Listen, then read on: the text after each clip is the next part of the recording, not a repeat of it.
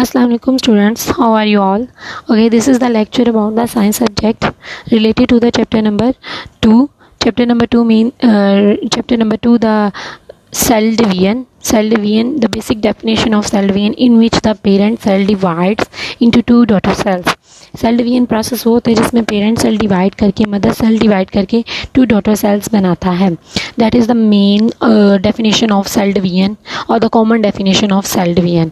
अब cell division से सबसे पहले जब सेल ने डिवाइड होना होता है the cell pass out from a phase which is called as interphase. अब interphase means that के pre phase.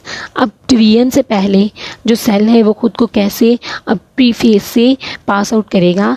Interphase has the 4 stages, that is the G1, S, G2 और M phase. That is the interphase. यानी division से पहले cell divide होने से पहले cell के अंदर इंटरफेज का प्रोसेस होता है जिसमें सबसे पहले G1 फेज जो होता है उसमें ग्रोथ होती है सेल की. एस फेज में DNA सिंथेसिस होती है. G2 फेज में growth and the preparation of for the mitosis and the M is the mitotic और द सेल डिवीजन. अब इंटरफेज में देखा जाए तो G1, S, G2 जो सेल खुद को प्रिपेयर करता है फॉर द डिवीजन. अब डिवीजन में सेल खुद को प्रिपेयर करेगा तो वो इंटरफेज से गुजरेगा. That is the pre phase of cell division. यानी सेल डिवाइड होने से पहले इंटरफेज होती है और M phase is the mitotic phase. अब माइटोटिक फेज अगर आगे देखा जाए तो mitotic phase means that 2 stages आती हैं, माइटोसिस एंड मियोसिस. 2 तरह से सेल डिवाइड करता है खुद को, एक प्रोसेस माइटोसिस से और दूसरा प्रोसेस मियोसिस से. 2 तरह से खुद को सेल डिवाइड करता है. Okay, the first type of a cell division is the mitosis. Mitosis, the cell division in which the cell divides into 2 cells and the number of chromosomes remain same in next generation.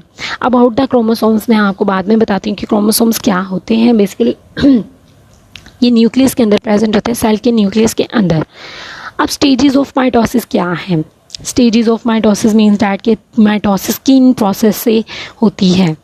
अब सबसे पहले क्या हुआ, chromosomes duplicate हुए.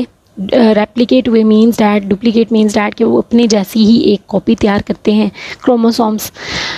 Then cell जो होता है वो इसको इलोंगेट होना शुरू हो जाता है फ्रॉम द साइड्स. सेल नहीं, ये इसको न्यूक्लियस बेसिकली न्यूक्लियर इन्वेलप जो होती है वो बेसिकली डिसअपियर हो जाती है और सेल के अंदर जो क्रोमोसोम्स हैं वो फ्लोट करना शुरू कर देते हैं.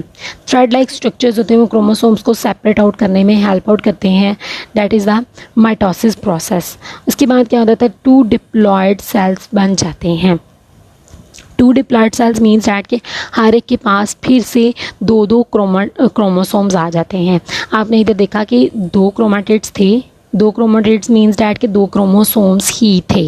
उसके बाद ये रेप्लिकेट किया खुद जैसे ही अपनी दूसरा क्रोमेटिड प्रिपेयर किया.